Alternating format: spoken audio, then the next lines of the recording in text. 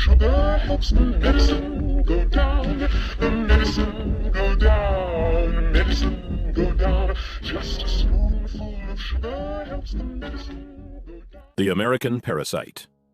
No one thought it could happen in North America. A parasite that uses your body as its personal feeding ground, taking over first your stomach, then your entire GI tract, forcing you to crave the foods it wants, while slowly destroying your body from the inside out. Governments are finally admitting that this is real. Measures have been proposed in New York and the country of Mexico to try and stop it. But by the time you watch this, it may already be too late. Perhaps the scariest thing is that its symptoms come on slowly.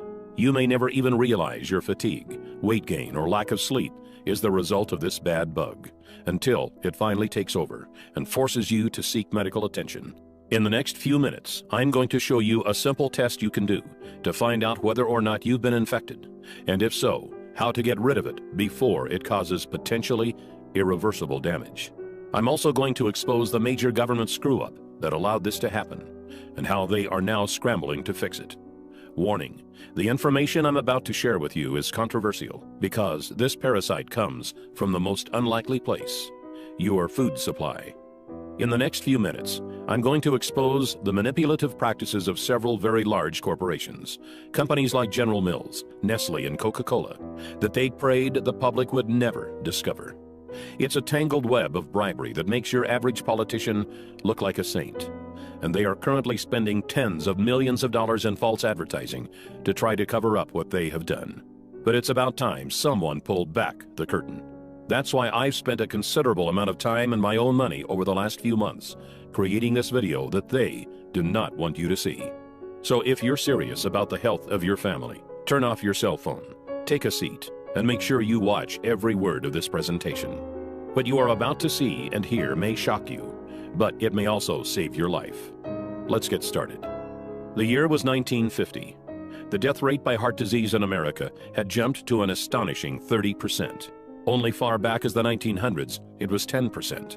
In just 50 years, deadly heart attacks had increased by a factor of 3 times. People were dropping dead at an alarming rate, and no one could figure out why. Then, on September 24, 1955, America's own president, Dwight D. Eisenhower, suffered a heart attack, sending the entire nation into a panic. The crisis was now real.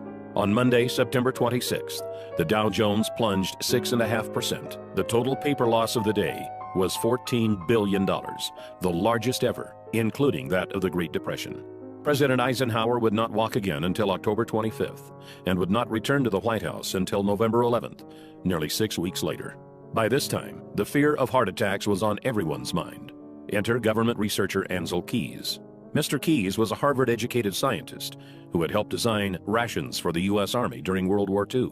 Mr. Keys set out to discover why Americans had the highest rate of heart attacks out of any of the first world countries.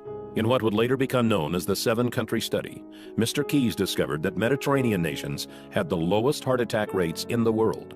Their diet also contained the lowest amount of fat. He concluded the American high-fat diet was to blame for our heart attack problem. Correct or not, finally, the public had an answer. In 1956, representatives of the American Heart Association appeared on television to inform the public that a diet which included fats, such as butter and lard, and fatty foods, such as eggs and beef, would directly lead to deadly coronary heart disease. The government's own health officials began recommending people adopt a low-fat diet to protect themselves and their families. Brochures on how to eat low-fat were passed out in schools. No one wanted to suffer the same fate as the president, or worse, drop dead. Most were fine with Mr. Keys' reasoning. He became a celebrated hero and was even put on the cover of Time magazine, though he himself would many years later change his own opinion on the matter. For the time, a low-fat diet was universally accepted as the only surefire heart attack fix. Yet there was one sector that wasn't happy with this, and that was the big food conglomerates. You see, previous to Keys' findings, their favorite way to flavor their foods was by adding more fat. Food scientists had discovered that fat was a flavor carrier. It could deliver taste and odor compounds from different parts of food, and provided texture and mouthfeel that made food taste better. Without fat, food tasted like cardboard. But now, the public was demanding their foods be low-fat. Processed and canned foods began to go uneaten as people turned to more natural, lower-fat alternatives. If it didn't say low fat on the label, people stopped buying it. The conglomerates scrambled to find new recipes that would allow them to call their products low-fat, yet still taste good. Food scientists were called in by the dozens, and finally they discovered something even better. You see, unlike fat, this new flavor additive was actually addicting. It goes by many different names, but you may know it best as refined sugar. Did the food industry know it was dangerous? Even many doctors of the 1950s would argue they certainly did. As far back as 1808, studies had been done proving sugar was not only unhealthy, but actually toxic. Believe it or not, sugar manufacturers were pulling PR stunts back then, as they do today. In 1808, the Committee of West India, a large sugar conglomerate of the time, appeared before the British House of Commons to offer a prize of 25 guineas, about $1,000 in today's coin, to anyone who could show an experiment that proved sugar was good for feeding and fattening cows, hogs, and sheep. Food for animals has always been expensive. Sugar was extremely cheap, so many farmers took on the challenge, hoping for good results. The 25 guineas would be just a bonus to the new, cheaper food supply. But as you may have guessed, the attempts were a disaster. Many resulted in the death of livestock. One member of Parliament, John Kirwan, took on the challenge himself, trying to feed sugar and molasses to his calves. After the experiment of this well-known, highly ranked politician failed, the Committee of West India gave up. Then, in 1816, the well-known French physiologist F. Magendie did an experiment of his own involving dogs. He determined that dogs fed with water containing sugar and olive oil wasted away and died faster than dogs fed with water alone.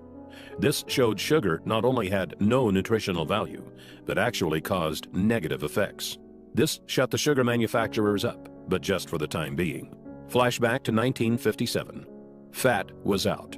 The food industry had found foods packaged with sugar were winning every taste test. But would the public buy it? As recently as the 1930s, Dr. Weston A. Price, a research dentist from Ohio, had traveled around the world observing different cultures and their diets. In 1939, he published a paper that revealed in horrifying detail what had happened to the teeth and health of those in cultures who had incorporated refined sugars into their food supply. Sugar still had a bad name. The conglomerates would need to make a move.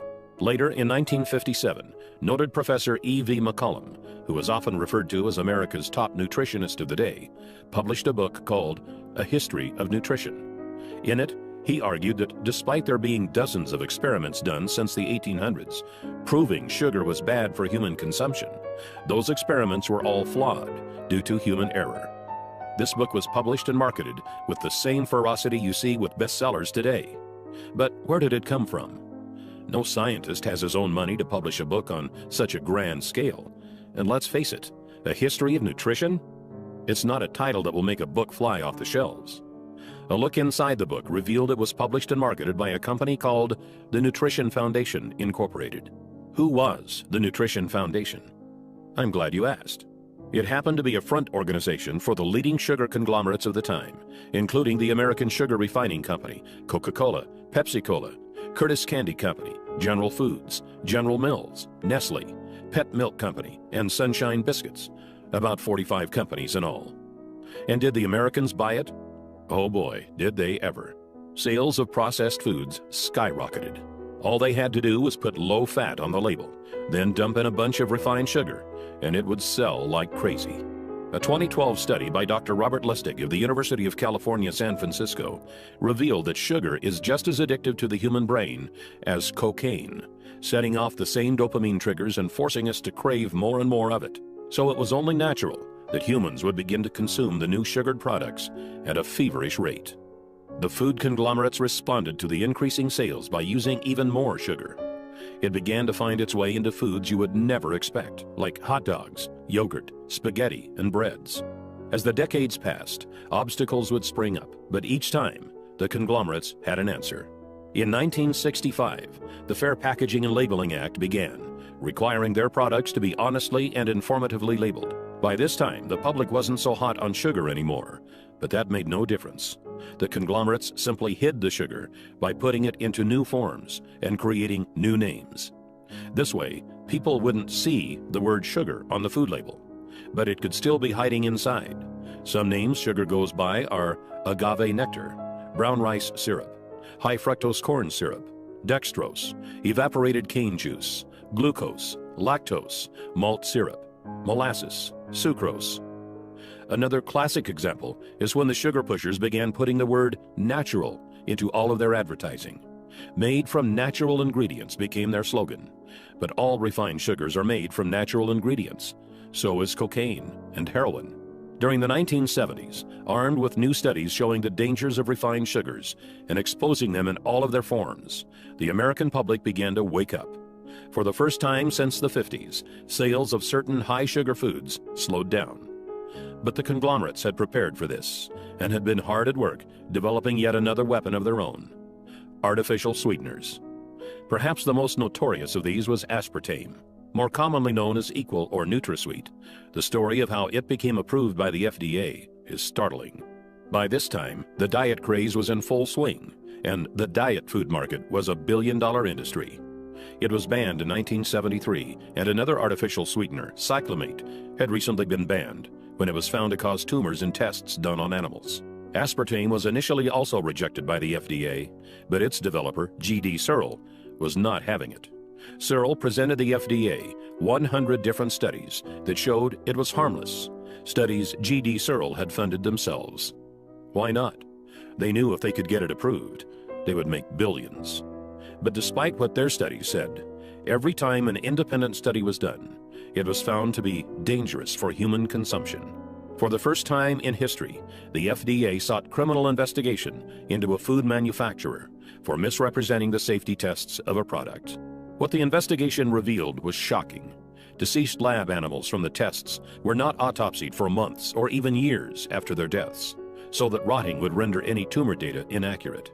Other animals were found to have tumors cut out and thrown away. Then the animals with the removed tumors were labeled as normal. Obvious tumors were labeled as normal swelling. The FDA easily ruled that aspartame would not receive final approval. But what would follow was a set of dirty political tricks that must have made Abraham Lincoln roll over in his grave. G.D. Searle first arranged to actually hire the U.S. attorney who was leading the investigation. Samuel Skinner first resigned from the U.S. Attorney's Office, stalling the investigation, then went to work for Searle. Later that year, Donald Rumsfeld was hired on as CEO of Searle. Yes, the same Donald Rumsfeld that was Secretary of Defense during the Bush administration. He appointed several political buddies to top management positions and proclaimed he would get aspartame approved within 1 year. At the time, Reagan had just been elected, and Rumsfeld was part of Ronald Reagan's transition team, who was in charge of choosing a new FDA commissioner. They appointed a man named Arthur Hall Hayes, Jr. One of Arthur Hayes' first acts as FDA commissioner was to appoint a 5-person panel to review the final decision to reject aspartame. 3 of the 5 panel members still voted not to approve it, citing the animal tumors as a big concern. So what did Hayes do? Simple. He appointed a 6th member to tie the vote at 3-3. Then Hayes, a man who knew nothing of food additives, decided he as a commissioner should get a vote also. He then cast the deciding vote himself in favor of approval. Shortly after this scheme, Hayes resigned from his position as FDA commissioner, after which he was hired by Searle for a position paying hundreds of thousands of dollars a year. I know this sounds like a tale from a political horror movie, but sadly, it is 100% true. After all was said and done, aspartame was approved. Coca-Cola began using it to make Diet Coke, which they then marketed as a weight loss drink. In that first year alone, the FDA received over 600 consumer complaints reporting headaches, dizziness, and other strange reactions to this new foreign substance our bodies were never designed to handle. But the food conglomerates had won. And since then, over the last 30 years, more and more of these refined sugars, artificial sweeteners, preservatives, and other unnatural elements have infiltrated our food supply, creating essentially a new diet without ever giving us a choice. The year now is 2013. Governments have finally wised up and are now backtracking, trying to clean up this mess. In March of 2013, New York Mayor Michael Bloomberg fought to lower sugar and sweetener consumption in his city by banning regular and diet sodas over 16 ounces. This September, Paul van der Velpen, the head of Amsterdam's health service, spoke out to call sugar an addictive drug that should be tightly regulated. And just last month, the country of Mexico made motions to put large taxes on sodas, just like the American government did with cigarettes. But like cigarettes, these dangerous additives have now become what feels like a permanent part of our society. So what is the result of all this? What do these unnatural things actually do once we put them in bodies? Why did the dogs in F. Magendie's study die faster when sugar was added to their diets? Why are more people getting sick than ever before? Why are more people suffering from obesity than ever before? And why is cancer predicted to soar by 50% by the year 2020? The answer may frighten you, as it did me. Doctors are now saying it could be the widest spread health hazard to hit North America since cigarettes, polio, HIV, or hepatitis. In our lifetimes, this one thing will affect more Americans than all four of these combined. In 2005, molecular biologists at Rice University estimated it was already affecting 70% of the American population. What is it? It's the consequence of the unnatural elements we've been exposed to, and the deep, dark secret the food conglomerates are right now, as we speak, spending millions of dollars to try and sweep under the rug. They have some help from the killer itself, because this disease takes over your body from the inside. Most never even know it is there until it's too late. Its name is Candida, otherwise known as the American parasite. Candida is a type of fungi, a single-celled member of the yeast family. Where did it come from? Was it carried over on a boat from Africa? Or did it come from livestock? Actually, no. Candida is a natural resident of your digestive tract, along with 25 trillion other bacteria, some good and some bad. So long as the balance stays in order, which scientists say now is 80% good bacteria to 20% bad, your digestive and immune systems will continue to function normally. But here's where the problem starts. Candida is a member of the yeast family. And do you know what yeast likes to eat? You guessed it. Refined sugars, artificial sweeteners, and preservatives. All of the things that have been added to our food supply in just the last 50 or so years. Maybe you did the experiment back in science class, where you put yeast on a petri dish and fed it sugar to get it to grow. That's what's happening in your stomach right now. Let's take a look at that picture again. These are actual Candida albicans growing in a petri dish. When you feed the Candida, it starts to breed faster and faster and faster. Soon it has outnumbered the good bacteria in your stomach. Then it makes its way into your upper and lower intestine and throughout your entire GI tract. Before long, it begins to expand into other parts of your body, resulting in serious medical problems that can cripple your ability to enjoy a happy life. Fatigue, weight gain, sleeplessness, bloating and gas, irritable bowel syndrome, constipation, skin problems, fungal infections. These are just the start of the havoc Candida can wreak onto your body. If you're suffering from any one of these symptoms, it's very likely this parasite is to blame. When you take antibiotics, Candida growth accelerates even faster, as antibiotics kill off many of the good bacteria that would otherwise keep it in check. It's because of all this, doctors estimate that currently, at the time this video was being produced, in the fourth quarter of 2013, 80% of all Americans suffer from some degree of Candida overgrowth. Dr. David Perlmutter, a personal advisor to Dr. Oz, who you may know from the show, and his current New York Times bestseller Grain Brain, recently stated, "Those of us who deal with this health condition in a clinical setting are witnessing what now seems almost epidemic." Dr. David Perlmutter. The reason Candida is so dangerous is because it directly affects your digestive system, which is the largest internal organ in your body. It's also the home of your immune system. So when your digestive tract is weakened, so is your ability to combat sickness and disease. Left untreated, it can begin to affect every area of your life. Here is a list of common Candida symptoms composed by Dr. Mark Hyman, recognized Candida authority and best-selling author of The Blood Sugar Solution.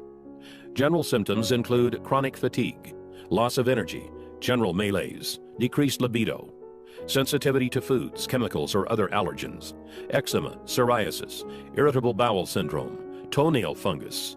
Gastrointestinal symptoms include thrush, bloating and gas, intestinal cramps, rectal itching, altered bowel functions such as diarrhea or constipation, yeast infections, frequent bladder infections, irritable bladder. Hormonal complaints include menstrual irregularities like pain or bleeding, premenstrual syndrome, thyroid dysfunction. Nervous system complaints include depression, irritability, inability to concentrate.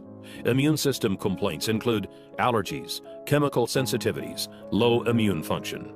And if your past history includes chronic yeast infections, chronic antibiotic use for infections or acne, oral birth control pill usage, or oral steroid hormone usage, your chances of having Candida overgrowth are greatly increased. One of the scariest things about Candida is the way it begins to reprogram you to crave more of the foods it wants. It hijacks taste buds, brain chemistry, and hormones to make you want foods that make it grow faster and mess you up even more. Breads, sugars, refined carbs, sodas, fried foods, carb-heavy foods like pizza and pasta, and of course, desserts and sweets. Do you often find yourself craving these things? If so, it's probably not because you're a naturally unhealthy eater, but because the bad bacteria has taken over. It's like they're down there in your stomach yelling, "Feed me," forcing you to want foods that worsen your condition, make you gain weight, and make it literally painful for you to go on a diet that doesn't include them. Candida has also been linked to many studies showing it could be the #1 cause of obesity. As Doctors Carolyn Dean and William Crook write in their 2005 book, The Yeast Connection in Women's Health, most women don't have even an inkling that their symptoms could be caused by yeast overgrowth in their bodies. The number of women suffering in silence, not even knowing what is really wrong, and blaming themselves for failing is, I believe, literally numbered in the millions. Millions of women who can't lose weight and have no idea why. The same holds true for men. Once the excess yeast is destroyed, many find they are able to lose the unwanted weight quickly and easily, even that stubborn belly fat most diet plans can't touch. So now let's talk about how to fix it. Here's the good news. To start feeling better, you don't have to necessarily get rid of all of the Candida. You just need to balance them out. As I mentioned before, your gut is also home to a lot of good bacteria. To start feeling your best, you just need to get to the 80-20 balance. 80% good bacteria, 20% bad bacteria. There are two ways to do this. The first is going on a real, all-natural diet. That means completely eliminating all processed foods, refined sugars and carbs, artificial sweeteners, and also white breads. Then supplement your body with foods that are high in a special kind of good bacteria called probiotics. Probiotics are clusters of good bacteria that, like a powerful army, go into your stomach and form colonies that far outnumber the Candida. They were first brought to attention in 2008 by Nobel Prize-winning physiologist Eli Mechnikov. Noting that Bulgarians at the time lived longer than anywhere else on Earth, he set to find out why, and deduced that it was because of their yogurt-heavy diet. He even named the first probiotic strand he discovered, Lactobacillus bulgaricus, as a tribute to them. Foods that are high in probiotics include sauerkraut, kefirs, olives, and fermented vegetables. Eliminate the unnatural elements from your diet and start eating those foods, and your gut will eventually balance itself out. But let's be realistic. In today's world, that is nearly impossible. Who wants to never eat out at another restaurant or never go over to a friend's place for dinner? Luckily, there is now a better way. Scientists have recently figured out how to load your gut with probiotics without having to change your diet at all.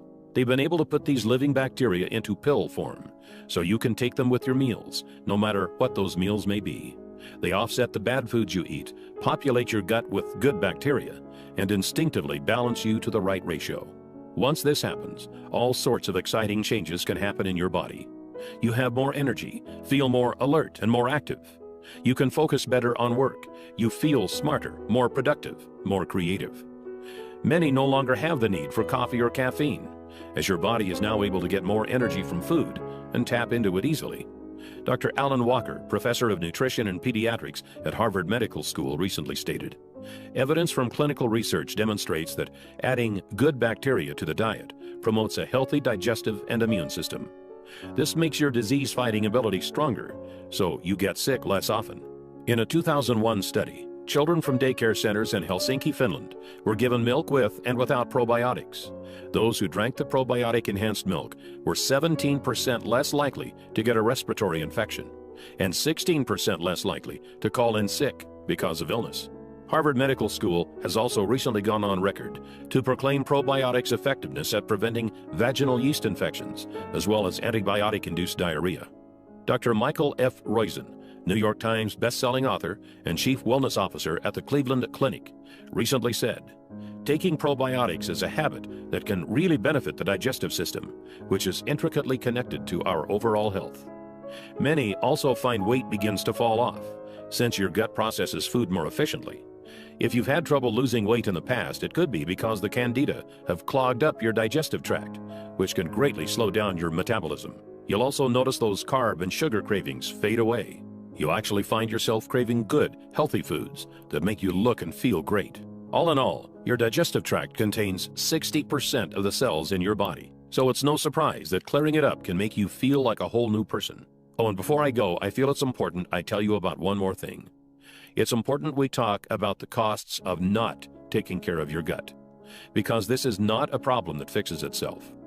If you are currently suffering from fatigue, irritable bowel syndrome, skin rashes, reduced sex drive, low energy, obesity, or lack of sleep, then chances are you are one of the 80% of Americans who has some form of Candida overgrowth. Unless you are willing to make an immediate, drastic change to your diet, symptoms will only worsen for you as the bad bacteria continues to grow. Think of it this way. Imagine if all of a sudden you decided to never brush your teeth ever again. The plaque buildup that would form is not unlike what goes on in your gut when it's untreated. Sure, you'll be fine for a while, but eventually you'll begin to get cavities and mouth rot, and then you lose your teeth, and you are out of luck. It's very likely the exact same thing is going on in your gut right now. The food that causes bad bacteria to grow on your teeth is the same food that goes into your stomach right after. So it only makes sense that it would cause bacteria growth there also. But in your gut, the consequences are much more severe. While your mouth and teeth are certainly important, they are just a small part of your body. Your digestive tract is your core. It actually contains 10 times as many cells as the entire rest of your body. Untreated, it could begin to affect your health in ways I'd never wish upon anyone. Bad breath, constipation, acid reflux, indigestion, fatigue, lack of sleep, skin problems. These are just the early symptoms. The scariest part is that with 70% of your immune system in your digestive tract, if it can't function properly, you become susceptible to not just getting sick, but to some very nasty diseases like ulcerative colitis, lupus, multiple sclerosis, and arthritis. And those can't be cured by balancing your gut. That's why it's critical you get this handled now, before it's too late.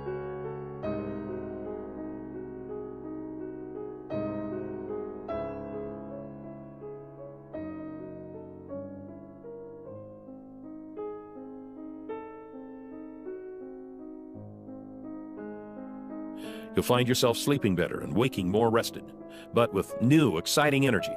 You are ready to take on the world. You are no longer tired after meals and no longer find yourself craving bad foods. But when you do cheat once in a while with pizza or ice cream, you still feel great knowing it's not going to go straight to your hips. Don't be surprised if your bathroom habits become more regular. Since you are no longer a slave to your gut, multiple trips to the toilet are a thing of the past.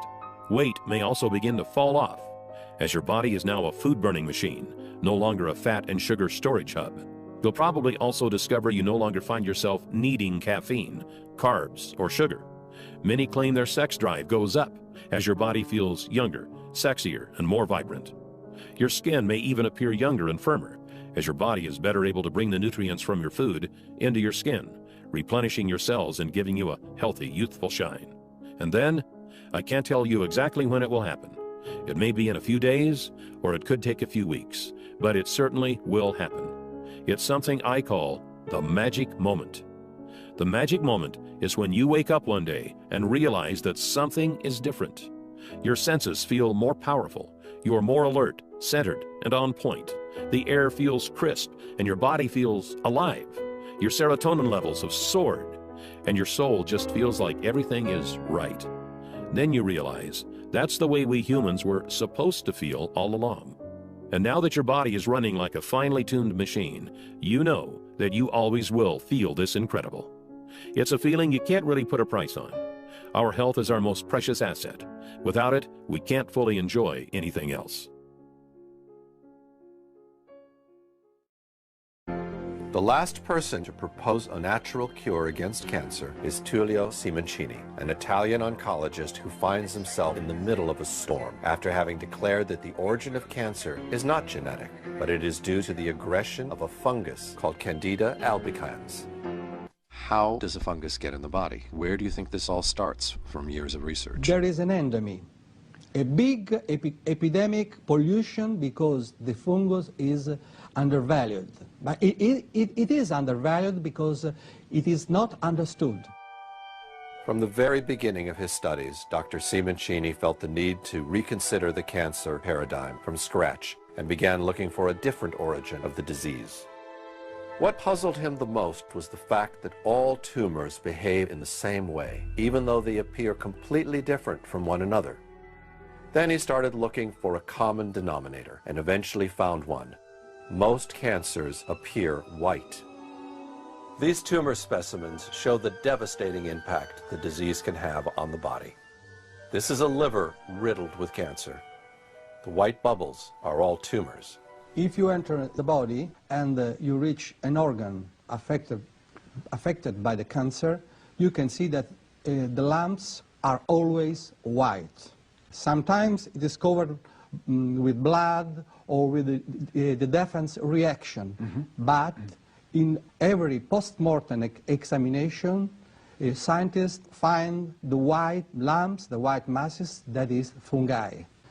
This is the pleura. We entered with the camera and look, the pleura should be red, but you can see all the lumps, all the cancer that is white. This is the heart beating. This is a bronchial cancer. Look, we went into the bronchia. Look, they are white. And then in the colon cancer, this is red because there is a little bit blood. I washed it up. Now, look, it is always white. White like Candida. Candida albicans in Latin means glowing white. It should be clarified that the presence of fungi in tumors is nothing new in the medical world. All the scientists find in the oncologic world the cancer patients, when they die, they are all invaded by the fungi, but nobody wonders that it is the only microorganism present in cancer patients. Official oncology, however, believes that their presence in tumors is due to their opportunistic nature, which brings them to build colonies wherever they find a suitable environment. Non sarà che viene prima debilita l'organismo e poi nel momento in cui la si vede è il momento della massima invasione? Chi ci dice che sia solamente un post hoc? Il fatto che ci sia è un dato di fatto, il fatto che sia un post hoc è un'interpretazione. Not all infections are bacteria. There are also the fungi. Viruses, smaller. Fungi, bigger. And fungi are the connecting point from the microorganism and the animals. So they can enter in a body like microorganisms, and they can aggregate once they are inside, and they can build a big mass that has the power of an animal. Candida is a very familiar fungus, known especially to women, who sometimes experience an infection in their sexual organs. The vagina is a muscular canal that leads from the outside of the body to the uterus. The warmth and moisture of this canal create a perfect environment for microorganisms to breed. For example, bacteria called lactobacilli, which are naturally present in the vagina, coexist with a yeast fungus called Candida albicans. Normally, the lactobacilli create an acidic environment that keeps the natural yeast population in balance. However, when conditions within the vagina change that either decrease the numbers of lactobacilli or decrease the acidity, these yeast fungi begin to multiply. Normally, the immune system keeps the fungi under control and doesn't allow them to establish colonies in your body. This white cell spots a fungus in the bloodstream, attacks it, and destroys it. If the system's defenses instead get lower than usual, the Candida can manage to aggregate into small colonies practically everywhere in the body. Il momento in cui un fungo entra dentro il tessuto, la parte interna dell'organismo, si chiama la candidosi intima, evoca una reazione di tipo immunitario cellulare che porta alla formazione del tumore. Il tumore, secondo me, sarebbe quindi l'insieme dell'invasione fungina più la reazione cellulare che l'organismo mette in campo. Far from being a wild, uncontrolled cellular replication, according to Simoncini, the growth of a tumor is a lucid and desperate reaction from the organism in an extreme attempt to reject the intruder. By the same token, Dr. Simoncini believes that metastases are not cancerous cells that leave the primary tumor to go start a new one somewhere else, but small groups of fungi belonging to the primary tumor that fall into the bloodstream during biopsies or during a regular surgical operation. These runaway fungi settle in a new environment and prepare to take advantage of a weakened organism to establish their new colony. Once this propagation has started, it becomes necessary to restore the immune system to its maximum potency as soon as possible. A spoonful of sugar helps the medicine go down. The medicine go down. The medicine go down. Just a spoonful of sugar helps the medicine go down in a most delightful